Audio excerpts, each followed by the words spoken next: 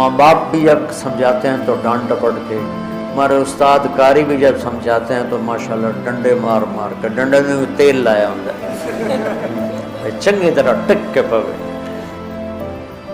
मैंने तालिब साहब जो हमारे स्टूडेंट थे सेंट्रल मॉडल स्कूल में, सबसे ज़्यादा मैंने उनकी मार खाई। वो ऐसे टका के मारते थे ना, एक हाथ यहाँ रखते थे, वो इतना बड़ा होता था सेफ जिसमें वो सोटी पड़ी होती थी। खालिद मेला मेरा जिगरी यार 55 साल से मेरी उसके ज़िम्मे होता था डंडा निकाल के लाना, तो डंडा लाने वाला मेरे यार वो ऐसे अंदर उतर जाता था वो डंडा, हमारी हाय हाय होती थी। लेकिन वो एकदम फिल्म देख कर आए मैं और जावेद नज़ीर मरहूम फौत हो गया, तो वो थोड़ा आगे था, वो भागा भागा जाके बिस्तर पे लेट गया उल्टा होकर, तो मैं तो सुता था। मैं थोड़ा पीछे था तो मैं बरामदे में ही पकड़ा गया, मुझे जुम मारा जुम मारा। अभी बयान करके मुझे ज़रबे याद आ रहे हैं। जावेद नज़ीर बड़ा खुश के तारिक जमीन इतर पै गए, मेरा तो पता ही नहीं लगा, और ऐं करके सुता था। आराम नाल तो रिजाई लाइक सॉरी दिया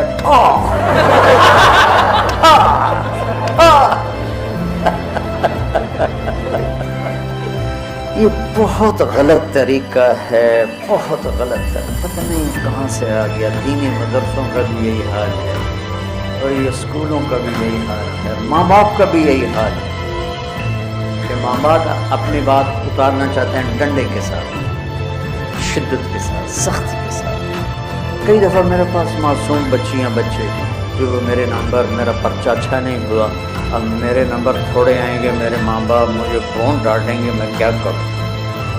मैं तो पुत्र मैगी करम कोई दम ज़रूर पड़ा, कुछ नहीं तावीज़ दे।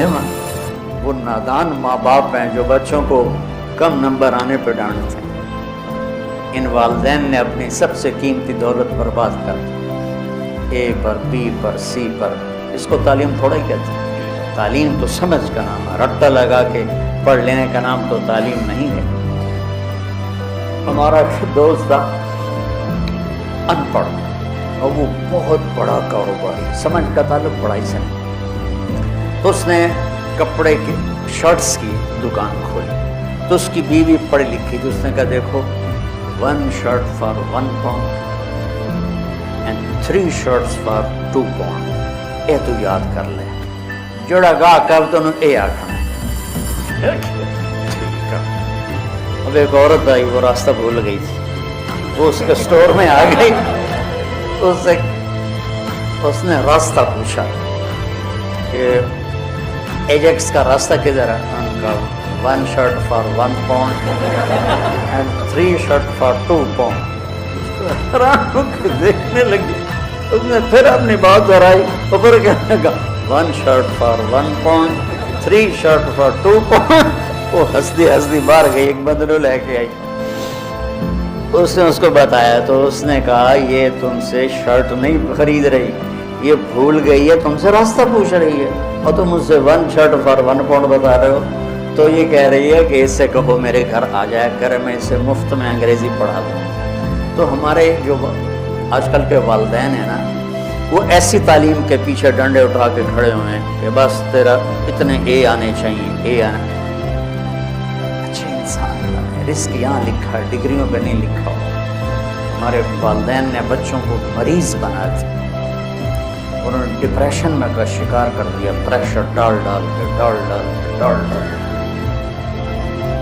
हमारे वालिदा ने पढ़ाया से पर प्रेशर नहीं डाला, क्योंकि हम तो हॉस्टल में रहते थे।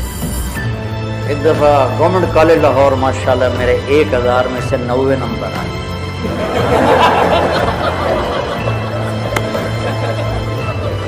मुझे कोई परवाह ही नहीं थी, वो था कॉलेज का इम्तिहान, मतलब ऊपर बोर्ड का नहीं था, कॉलेज का इम्तिहान था, तो वो भी एक बड़ी इज्जत होता है।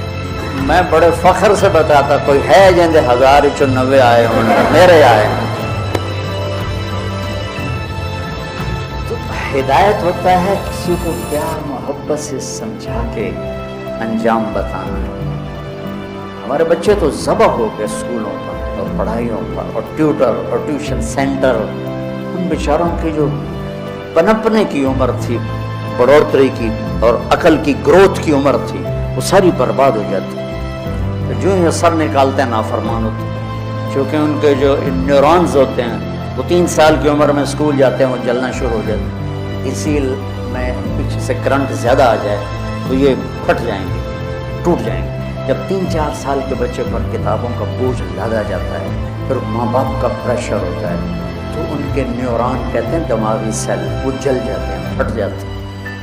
پھر جو بڑے ہوتے ہیں نہ ماں باپ کی سمجھتے ہیں نہ کسی اور کی سمجھتے ہیں، وہ اپنی کرتے ہیں، اپنی موج میں ہوتے ہیں. ہدایت، محبت، پیار سے کسی کو بتا دینا، آگے وہ لے لے تو ٹھیک ہے، نہ لے تو میرا ذمہ ختم ہو.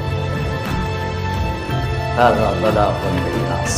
یہ قرآن جو کہ عربوں پہ اترا ہے، ان کی زبان میں اترا ہے، ان کی معاشرت کو سامنے رکھ کے اترا ہے، تو ان کے اندر میں اتر گئی بات. خدا سمندر میں پہاڑ کی اس چوٹی کو کہتے ہیں جو پانی سے باہر نکلی ہوئی ہو اور چمکدار ہو، سورج کی شعاعیں پڑنے سے چمکتی ہو. اس زمانے میں کمپیوٹر نہیں، مشین نہیں، باغبان کشتی ہیں. رات کو سفر کرتے تھے تاروں کو دیکھ کر، تاروں کی مدد سے سمت طے کرتے تھے، مشرق ہے مغرب ہے. صحرا میں اب بھی آبادی ہے، سعودی کے، قطر کے. تو میں نے ایک بدو سے پوچھا جو صحرا میں رہتا ہے کہ تم لوگ تو ریت راستہ کیسے پہچانتے؟ ویسے چلتے ہیں جیسے لکھا ہوتا ہے لاہور 90 کلومیٹر، اس طرح چلتے ہیں ریت. تو کہا ہم ستاروں کا علم جانتے ہیں، ہم ستاروں کو دیکھ کے چلتے ہیں، پر دن میں وہ اتنا ہمارے اندر ہوتا ہے کہ ہم اس کے مطابق چلتے ہیں. رات کو چلتے تھے ستاروں کو دیکھ، اور دن میں چلتے تھے ان روشن چوٹیوں کو دیکھ کر کہ یہ جگہ جگہ تھیں، اور انہوں نے ان کو متعین کیا تھا یہاں سے جدے مڑنا ہے، یہاں سے یمبو مڑنا ہے، یہاں سے عدم مڑنا ہے، یہاں سے عقبہ مڑنا ہے. تو وہ ان نشانیوں کو اگر کھو دیتے تھے تو بھٹک جاتے تھے. اور اس زمانے میں کوئی مواصلات نہیں تھے کہ بھئی ہم بھٹک گئے ہماری مدد کو پہنچو، ایسا تھا. پھر وہ کشتیاں برباد ہو جاتی تھیں. تو خدا یہ زندگی کے سمندر میں وہ روشن چٹان ہے جو انسانی کشتیوں کو راستہ دکھاتی ہے کہ یہ روشن چٹان ہے اور یہ زندگی کا سمندر ہے، اور یہ طارق جمیل ایک کشتی ہے اور اس سے راستے کی تلاش ہے. تو اللہ کہتا ہے اس چٹان کو سامنے رکھ، یہاں سے تیرا راستہ دنیا کی عزتوں کو بھی جاتا ہے اور آگے جنت کو بھی جاتا ہے.